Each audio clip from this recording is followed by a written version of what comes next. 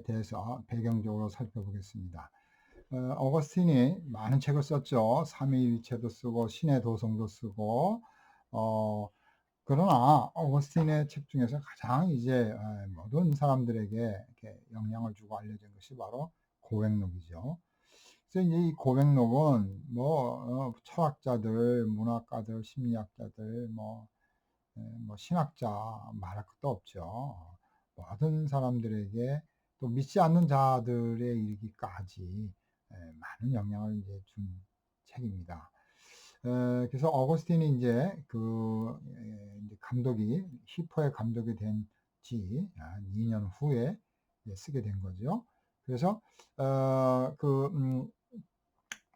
그것은 이제 어떤 이제 목적이 있죠. 그래서 이제 결국은 우리 기독교인들이 어거스틴의 그 고백록을 읽어보면서 참 많은 그런 교훈, 우리 인생의 여러 문제들 이런 것들을 한번 참 돌아보고 자기 자신을 돌아볼 수 있는, 그리고 또 하나님께 감사할 수 있는, 구원받을 수 없는 죄인이 하나님의 은혜로 하나님을 찬양하고 하나님께 가까이 가기를 원하는 그런 은혜의 사람이 된 것이 얼마나 감사하냐.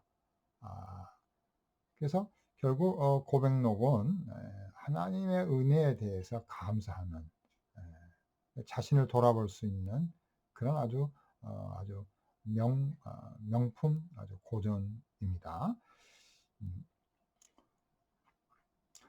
어거스틴은 이 고백록을 통해서 여러 가지 그런 이제 그 작품의 의도를 갖고 있죠.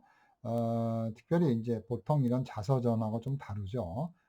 뭐 중요한 것만 다루었으니까 뭐 자서전적인 형식이지만 완전히 또 자서전하고 다른 자기가 기억나는 것들을, 중요한 것들을 또 이야기하면서 또 신학적인 또 이야기를 하는 거기 때문에 완전 자서전하고는 좀 다르다, 이렇게 학자들이 보고 있습니다.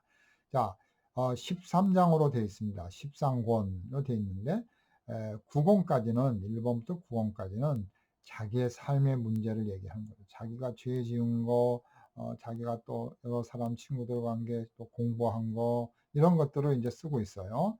또 마지막은 좀 더 신학적이고 철학적인 그런 내용이 있습니다. 그래서 이 10, 11, 13 이거 네권 속에는 이제 좀 더 어떻게 보면 이제 또 기독교의 근본적인 그런 진리에 대해서 이제 이제 이야기를 하고 있고, 13장에서는 이제 어떻게 보면 창조, 하나님의 창조를 통해서 이제 참 하나님의 그 전능하심과 또 하나님의 선하심에 대한 것들을 하면서 이제 마무리를 13권에서 하고 있습니다. 자, 그러면 어거스틴이 이제 쓰게 된 어떤 목적과 동기에 대해서 한번 살펴보겠습니다. 첫 번째로 어거스틴이 이제 그 고백록을 쓰게 된 것은 이제 결국 하나님을 사랑하고 찬양하기 위해서 이걸 쓰게 된 거죠. 그래서 우리가 하나님을 사랑해야 할 존재다. 하나님을 찬양해야 된다. 그죠? 그래서 어거스틴은 이 모든 것들이 하나님의 섭리로 자기를 인도해 주셔서 얼마나 자기 같은 사람을 구원해 주시고 또 시퍼의 감독이 되게 해주신 거, 그거 감사하죠. 그래서 하나님을 경배하고 찬양하고 하나님을 찬양하는 찬양시적인 그런 내용이 들어있다. 그래서 여기 이제 요 본인의 그런 내용이 설명이 되어 있어요. 결국 이런 자기의 그 과거의 나쁜 행동들, 죄 지은 것들, 이런 것들을 다 이제 고백을 하면서 하나님은 나 같은 죄인을 받아주시고 사랑해 주시고 은혜를 주신 그 하나님의 선하심을 찬양하는 거죠. 그래서 그 도전을 주는 거죠. 우리들에게도. 결국 우리 모두도 다 죄인이고 하나님께 고백을 하고 부족하지만 우리 모두도 다 하나님을 찬양할 수 있다. 하나님께 함께 나아가자. 이렇게 이제 격려하는 그런 내용이 첫 번째 목적으로 이제 어거스틴이 직접 그렇게 이야기하고 있습니다. 그래서 이제 그 어거스틴의 첫 번째 책의 첫 번째 문장에 이런 얘기 나와요. 오 주님, 당신은 위대하시니 크게 찬양을 받으실 만합니다. 이렇게 어거스틴이 말. 자, 어거스틴이 이제 요 1장 1절을 한번 보려면 여기 보겠습니다. 1권 1장인데 당신은 위대하신 분이십니다. 하나님. 당신은 위대하게 찬양받으실 만한 분이십니다. 당신의 힘은 위대합니다. 당신의 지혜는 무한하십니다. 이렇게 당신은 인간들이 찬양하실 가치가 있는 그런 위대한 창조주 하나님을 찬양하고 있죠. 자, 다시 이제 돌아와서 이제 두 번째로 첫 번째 첫 장에서 어거스틴 하나님을 찬양 받으실 만한 분이라고 이렇게 말하고 있죠. 두 번째로 그는 이제 교회를 돌보는 양떼를 양육하는 감독으로서 교회에 들어온 사람들에게 어떻게 기독교인이 되는가, 그걸 이제 훈련하기 위해서 이런 책임이 있었죠. 그래서 좀 더 이렇게 기독교인다운 그런 삶, 그런 시민, 기독교인이 되는 것, 이런 거에 대해서 좀 더 이제 감독으로서 이제 목회자로서 이렇게 설명을 하려고 했던 것입니다. 자, 이제 세 번째로 어거스틴은 어떻게 살아야 할까? 어떻게 기독교인이 어떻게 그럼 살아야 되는가? 특별히 이제 교회가 박해를 받고 있을 때 그리스도에게 충성을 하고 순교하고 이렇게 죽는 거, 이런 것들도 이제 상당히 중요했죠, 그 당시에. 그래서 기독교 지도자들이 교인들을 훈련시킬 때 이렇게 순교하는 거에 대해서 또 가르쳤어요. 그런데 이제 문제는 이제 기독교가 국교가 됐죠. 그 어거스틴 때는 국교가 된 거죠. 그래서 이럴 때는 사람들이 조금 뭔가 해이해졌겠죠. 기독교인들이 이제 핍박하는 사람이 없기 때문에 이제 좀 더 좀 느슨해지는, 그럴 때 좀 더 기독교인이 바른 윤리, 올바른 그 정의를 가지고 살아야 할 것을 좀 더 어거스틴이 강조를 했습니다.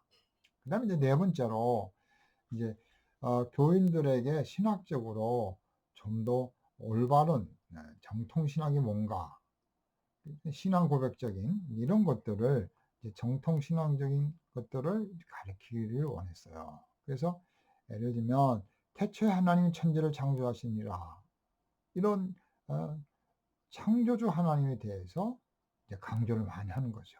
그래서 어거스틴은 이런 창조론, 신론, 이런 구원론, 이런 주제들을 이제 그 책에서 이렇게 좀 다뤄주고 있습니다. 그래서 어거스틴은 이 고백록에서 바로 자신의 신학, 자기가 이제 생각하고 있는 창조주 하나님, 죄에 대해서 인간의 어떤 존재, 이런 것들을 자연스럽게 설명을 해주는 게 어떻게 보면 하나의 평신도 신학 입문서라고 이제 볼 수가 있습니다. 그래서 내용이 상당히 이제 쉽기 때문에 어려운 신학적인 내용으로 푸는 것이 아니라 그런 모든 사람들이 이해하기 쉬운 그런 방법으로 기독교 신앙을 알려주고 있습니다. 자, 이제 그 다음에는 인간에 대해서, 인간이 어떤 존재라는 거, 그래서 어떤 인간의 그런 내면 속에 있는 죄, 이런 것들에 대한 그런 고발과 어떻게 그런 죄를 힐링 받을 수 있는가, 치유받을 수 있는가, 하나님을 바라보라, 하나님을 찬양하라, 이렇게 되는 거죠. 여섯 번째로 또 어거스틴이 고백록을 쓰게 된 그런 또 이유가 바로 이제 히포의 감독이 됐는데 많은 이제 비판이 이제 좀 있었어요. 어거스틴이 옛날에 이제 탕자였다가 마니교에 있다가 뭐 교회도 비판하고 그런 사람이 어떻게 감독이 됐느냐, 그래서 비판을 하니까 어거스틴이 이제 그런 거에 대해서 이제 변호와 변증을 하고 또 어거스틴에 대해서 막 이렇게 인신공격을 하는 거예요. 그래서 어거스틴이 이제 설명을 하는 거죠. 그런 어떤 변호적인 그런 이제 변증적인 것들을 하는 겁니다. 그래서 솔직하게 자기의 죄를 다 고백하고 잘못을 털어놓고 그리고 하나님의 은혜를 강조하고 하나님의 은총. 그래서 우리가 하나님을 찬양해야 되는 거. 다 우린 죄인이다. 그래서 어거스틴이 이제 그런 자기 변호적인 그런 면에서도 이제 고백록을 쓰게 되었다. 이렇게 이제 볼 수가 있습니다. 자, 그러면 이제 고백록이 이제 구성된 것을 이제 살펴보겠습니다. 자, 13권 중에서 아까도 말씀드렸지만 9권까지는 과거의 자기의 그런 죄악된 생활들, 그러면서도 공부를 하면서 또 그런 궁금했던 그 진리를 또 추구하는 과정, 고민들, 이런 것들, 또 하나님께서 자기의 신앙을 또 회개케 하고 또 하나님을 믿을 수 있는 그런 것들에 대해서 쓰고 있고요. 이제 10권부터 13권, 10권에서는 이제 어떤 자기의 어떤 그 모습을 심층적으로 이제 분석을 또 해주고 있습니다. 자기의 어떤 기억을 통해서 11에서 13권, 그러니까 11, 12, 13, 이 세 권에서는 이제 좀 더 신학적인, 철학적인 내용이 나오죠. 그래서 시간은 뭐냐, 영혼은 뭐냐, 창조는 뭐냐. 그래서 그런 것들을 해석해 주는 거죠. 그리고 이제 종말론적인 죽음에 대해서, 또 영원한 하나님 나라에 대해서 또 이렇게 설명을 해 줄 수가 있습니다. 이렇게 이제 소위 말해서 고백록은 이런 세 부로 1부, 2부, 3부. 1부는 자기 과거 생활, 10부는 좀 더 자기의 그런 심층적인 그런 내용들, 또 3부는 신학적인 창조론, 종말론 이런 신학적인 내용을 가지고 있습니다. 자, 이렇게 이제 어거스틴의 그런 것들을 이제 이렇게 구조적으로 봤고, 좀 더 이제 좀 분리해서 이제 어거스틴이 이제 자, 이제 어거스틴이 썼던 고백록을 이제 제가 사진으로 해서 복사한 건데 이걸 보면서 하겠습니다. 자, 1권은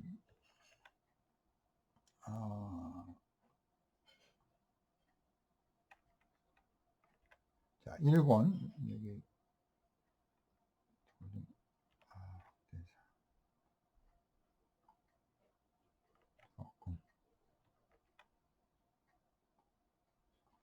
자, 1권 아까 제가 영어로 읽어드렸죠.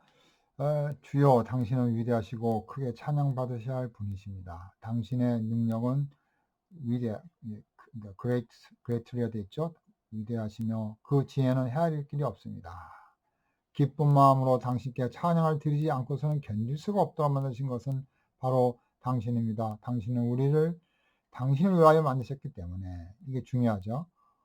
하나님을 위해서 우리를 만들었다는 거예요. 사람들 보통 나를 위해서 내가 있고 나를 위해서 모든 것이 존재한다 그러지만 어거스틴은 하나님을 위해서 우리가 존재한다는 거죠. 당신은 우리를 당신을 위하여 만드셨기 때문에 우리의 마음은 당신 안에서 안식을 취하기 전에는 편안을 누릴 수가 없습니다. 이렇게 이제 시작하고 있습니다.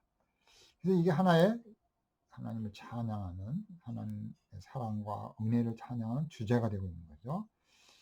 자, 그래서 1권에서는 이제 태어난 것부터 15세까지를 회상하고 있어요. 그래서 유아기는 그냥 참 여러 가지로 또 영혼 속에서 죄를 짓고 질투도 있고 시기도 있고 이런 것들, 그런 참 소녀 시절에 공부도 싫어하고 놀이 열중 등 뭐 이런 죄들을 이제 고백을 하고 있습니다. 일본에서는 이제 어릴 때에서 15세까지 자기 그런 죄에 대해서 이제 고백을 하고, 그러나 또 하나님께 은혜를 받은 거에 대해서 이제 감사를 하고 있습니다. 자, 2권에서는 이제 16세부터 이제 청년기죠. 청년기에 들어서는 이제 아주 정욕에 사로잡혀서 그런 이제 참 그런 그 에로스적인 그런 이제 그런 정력적 사랑 속에서 이제 인생을 탕진한 것을 이제 말하고 있는 거죠. 그래서 뭐 도둑질도 하고 배도 훔쳐서 먹고 일부러 훔쳐보는 거죠. 배를 봐서 도둑질하는 것이 어떤 마음인가. 뭐 그렇게 알기 위해서 배를 훔쳐봤다고 합니다. 배, 먹는 배. 그래서 그 시절에 나는 죄악으로 가득 찼던 과거와 세속적 정욕으로 부패했던 내 영혼을 회상하고 있습니다. 그것은 내가 그러한 세속적 정욕을 사랑하기 때문이 아니라 나의 하나님이신 당신을 사랑하기 때문입니다. 괴롭고 어두운 과거를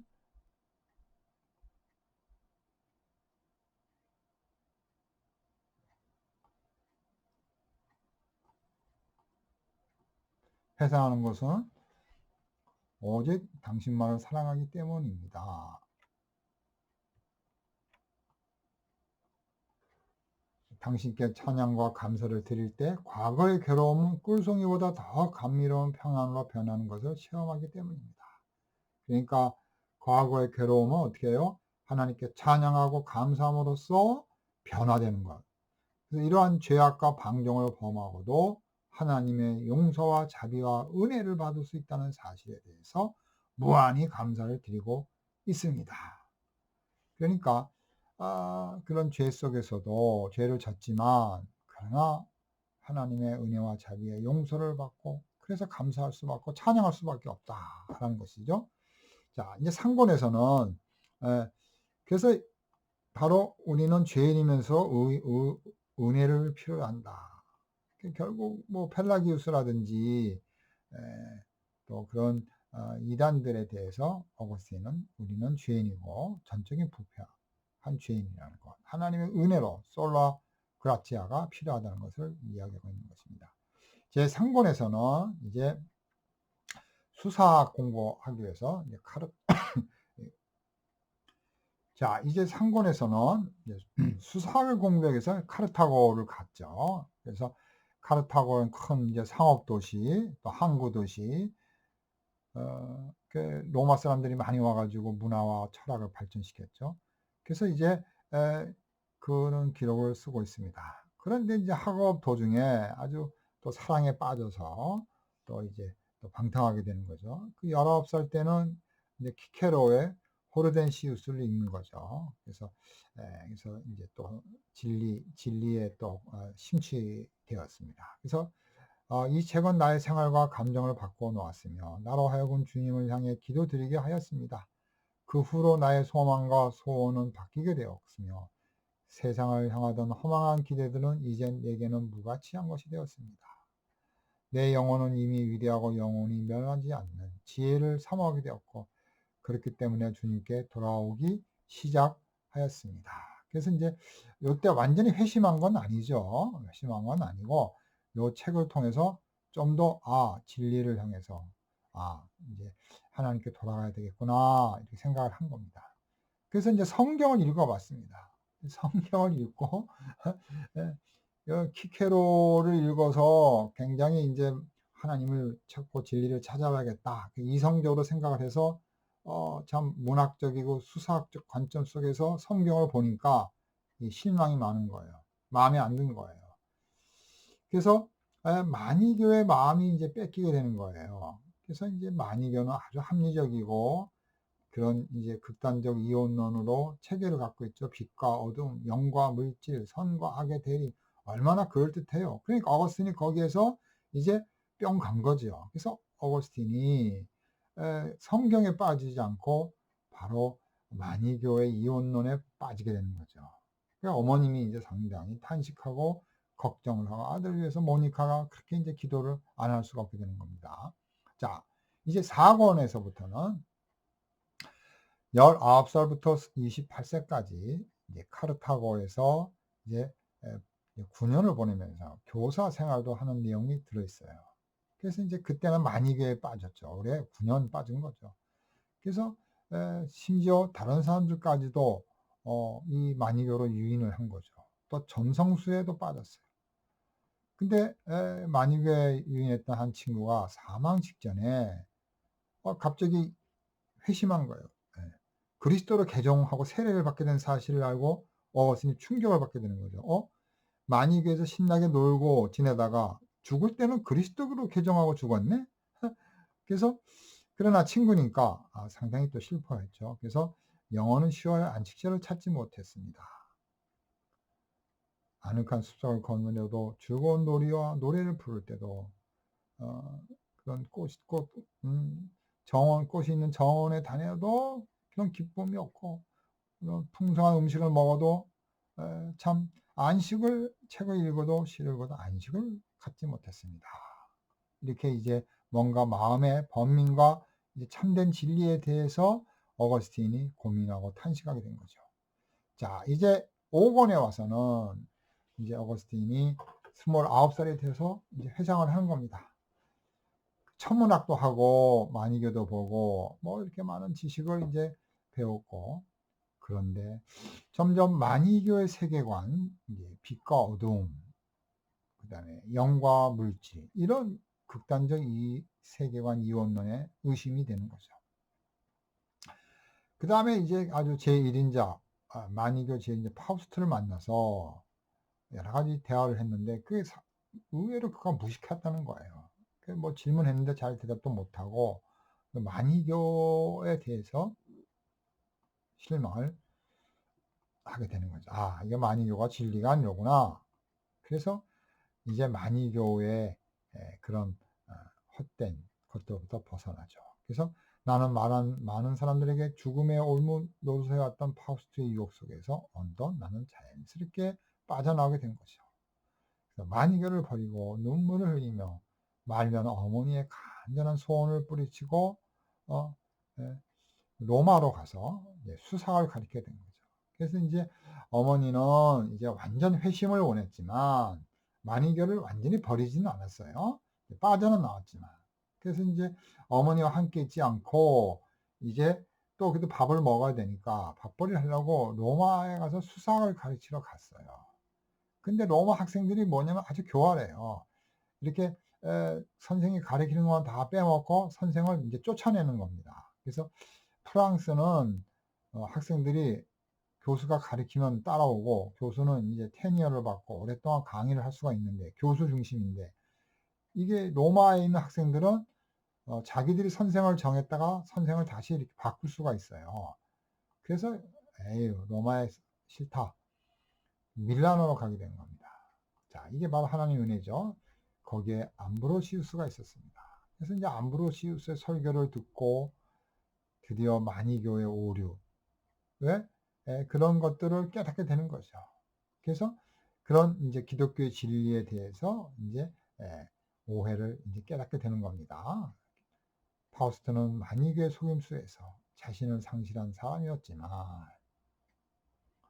속임수 암브로시우스는 밀라노의 감독, 건전한 성경을 건전하게 강의해서 건전한 방법으로 구원을 가르쳐 주었다. 생명과 구원, 예수님을 가르쳐 준 거죠. 그래서 이제 5권에 이제 서서히 이제 기독교로 이제 돌아오는 이런 내용을 설명하고 있고, 6권에서는 이제 어머니 얘기를 합니다. 어머니 모니카가 밀라노에 찾아왔어요. 30살 때 암브로시우스의 설교를 듣고 점점 기독교로 신앙을 눈을 뜨니까 어머니가 좀씩 이제 좋아하셨죠. 지금까지 성경에서 의심스럽고 인정할 수 없던 많은 점들이 이제는 납득이 되었고 풀렸다. 또 성경의 권위, 지난번에는 성경의 문체와 내용이 너무 시시하다. 그래서 만이교로 빠졌잖아요. 그러나 지금은 이제 성령의 은혜로 성령께서 감동을 하니까 성경의 권위를 존중하고, 또 거기서 이제 참 성경의 진리를 깨닫게 되는 거죠. 그래서 심오한 진리를 깨닫게 되는 거 있습니다. 그래서 새로운 삶이 생기고 또 친구들과 공동생활을 계획하게 됩니다. 그런데 이제 문제가 있죠. 동거하던 애인, 이게 이제 또 문제가 되는 거죠. 그래서 또 이런 문제 속에서 또 번민하게 되는 거죠. 그래서 참 그런 쾌락적인 이제 그런 것들을 이제 버리게 되는 거죠. 또 이제 죽음과 최후의 심판의 공포에 사로잡히게 되는 거죠. 참된 진리가 뭔가, 이렇게 쾌락, 정욕 속에서 살아야 되는가.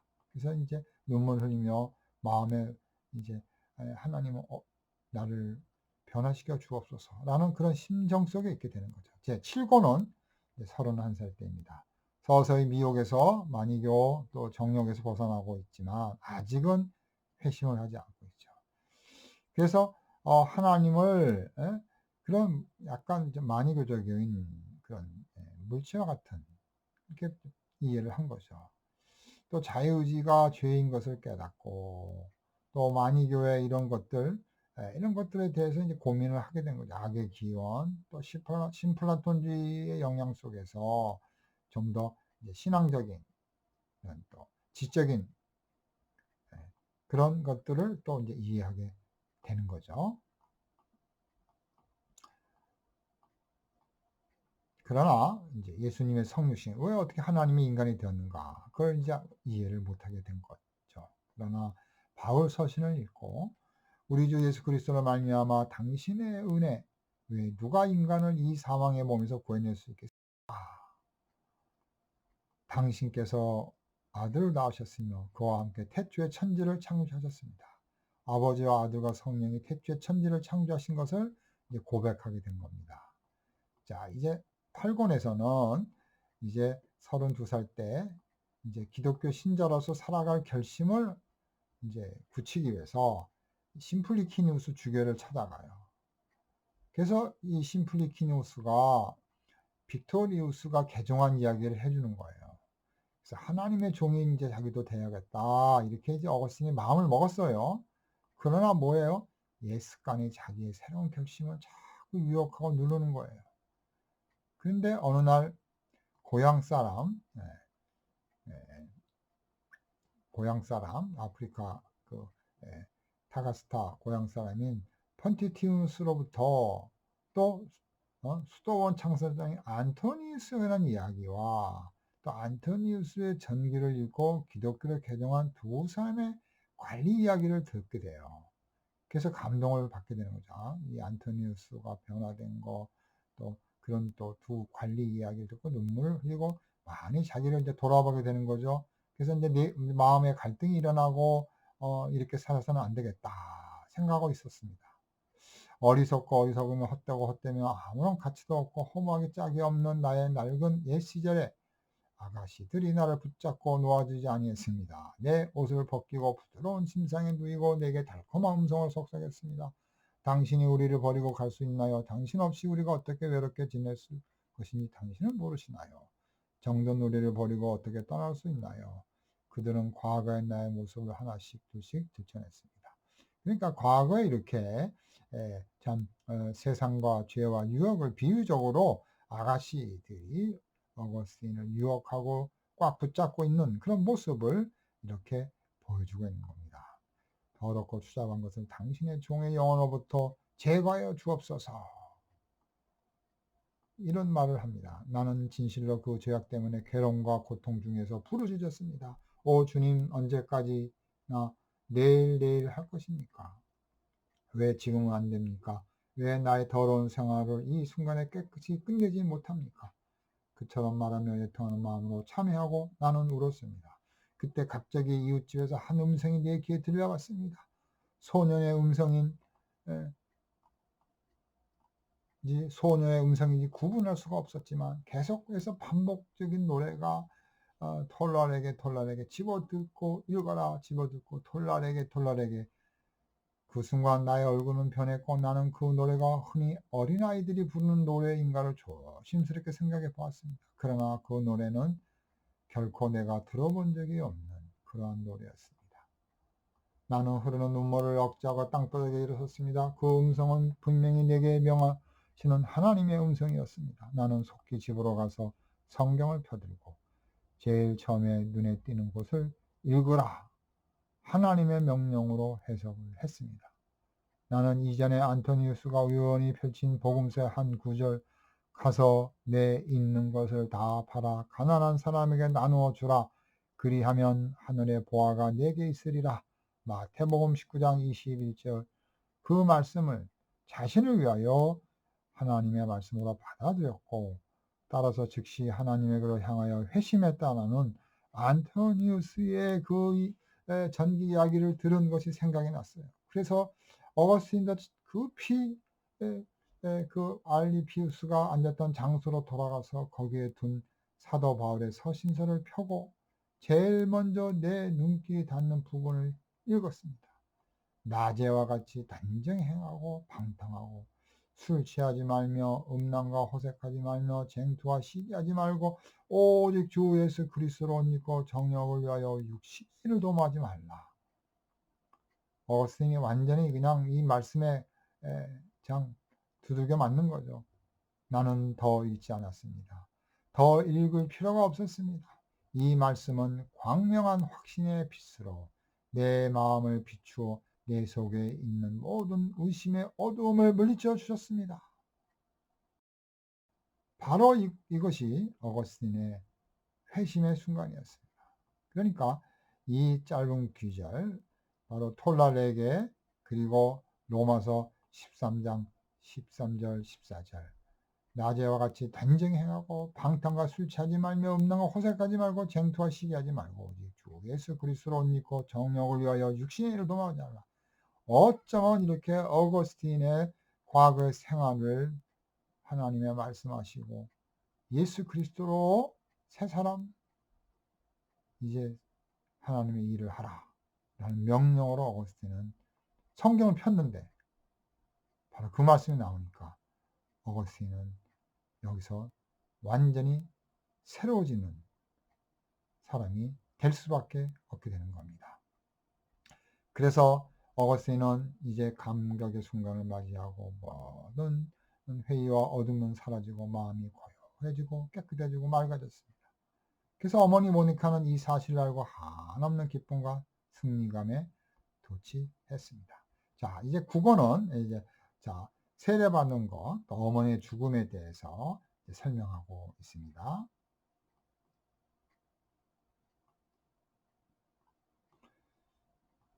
자, 그래서 이제 그 어머니의 그런 감사를 올리고 또 이런 찬사, 찬양을 올리는 걸 맺고 있고 10권에 와서는 이제 그 히포 주교로서 현재 자기 이제 히포로 돌아갔습니다. 북아프리카 자기 고향 히포로 돌아가서 주교를 하게 됐어요. 그래서 이제 먼저 자신에 대해서 고백하고 하나님을 향해서 고백하는 것이 어떠한 것인가, 어떤 유익이 있는가를 보여주고 있습니다. 그래서 우리는 바로 하나님을 찬양하고 하나님께 감사하고 하나님께 고백하고 그리스도로 인해서 치유를 받아야 한다 라는 거에 대해서 이제 10장에서 오거스틴이 그런 자기 자신의 내면의 세계 속에서 그리스도를 만나고 하나님을 만나야 될 것을 이제 설명하고 있는 겁니다. 자, 이제 11에서부터 13절까지는 이제 신학적이고 철학적인 그런 내용, 그런 창조, 또 종말론이 있다고 그랬죠. 자, 11권에서는 성경 이해를 통해서 진리에 이르게 되는 그런 창세기 1장 서두에 이게 나오죠. 태초에 하나님 천지를 창조하시니라. 그래서 이제 이거를 설명하게 됩니다. 하나님께서 천지를 창조하신 거. 그래서 하나님의 영원한 하나님, 그, 그 시간이 뭐냐, 영원이 뭐냐를 이제 설명을 하게 되는 거죠. 그래서 당신은 모든 시간 이전의 모든 시간에 영원한 창조주로 계셨고, 어떠한 시간도 당신과 더불어 영원할 수 없으며, 그래서 우리 인간의 시간은 유한하다는 거죠. 하나님의 시간은 무한하고 영원하다는 거. 그 무한하신 창조의 하나님에 의해서 시간이 생겼다는 것. 또 12권에서는 또 계속해서 하늘의 하늘 또 그런 영적인 그런 천사 또 땅에 있는 것, 유형적인 것, 물질적인 것 이런 것들 하나님께서 모든 것을 창조하신 무로부터 창조하신 것을 설명합니다. 당신이 계셨을 때 다른 것 아무것도 없었고 무죠. 아무것도 없는 곳에서 당신은 하늘과 땅을 창조하십니다. 그래서 엑스 니힐로 무로부터 창조. 하나는 당신께 가깝고 다른 하나는 무에 가까우며 하나는 당신만이 그 위에 계시고 다른 하나는 아무것도 그 아래 있지 않게 하셨나이다. 성경은 무한한 깊이를 가진 책이기 때문에 해석이 가능성이 많고 우리는 거기서 다양한 의미를 발견할 수가 있습니다. 성경의 진정한 의미는 성령에 의해서 계시되어야 한다. 성령의 감동을 말하고 있습니다. 마지막 13권은 이제 하나님께 이제 나는 내 주여 나를 내신 나의 자비요 당신께 비나이다. 나는 당신을 잃어버렸지만 당신은 나를 저버리지 않으셨습니다. 내가 내 영혼 속에 당신을 모시고자 부르짖는 까닭은 당신이 내 마음속에서 열망을 부어 넣으시고 내가 당신을 사랑하도록 미리 예정하여 만들었다. 라고 고백을 하는 거죠. 그래서 모든 피조물은 하나님께서 하신 뜻에 의해서 이제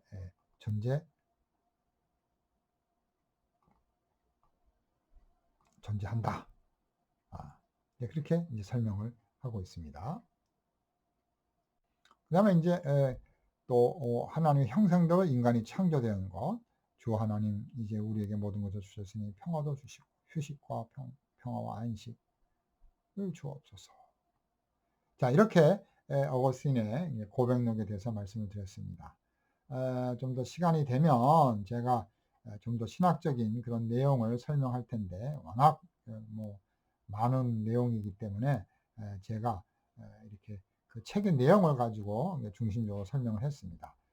이렇게 어거스틴의 그런 고백록은 인간의 그런 부패한 모습, 어거스틴을 통해서 우리 인간이 죄인이라는 모습을 공포하고 고백할 수 있는, 그래서 자기를 반성할 수 있는, 그러나 하나님의 사랑과 은혜와 자비 속에서 구원받은 것, 그것을 감사하며 찬양하며 하나님을 높이는 그런 위대한 찬양적 또 자서전적 어거스틴의 고백의 그런 참 신학적 또 시적인 그런 책이다 라는 것입니다. 그래서 이 어거스틴을 통해서 우리 자신을 돌아보고 여러분 자신을 돌아보면서 도전도 받고 하나님의 사랑을 깨닫고 또 우리가 어렵고 힘들 때마다 이 고백록을 통해서 도전받고 하나님의 사랑을 더욱더 깨달을 수 있는 새 사람으로 새롭게 살아갈 수 있는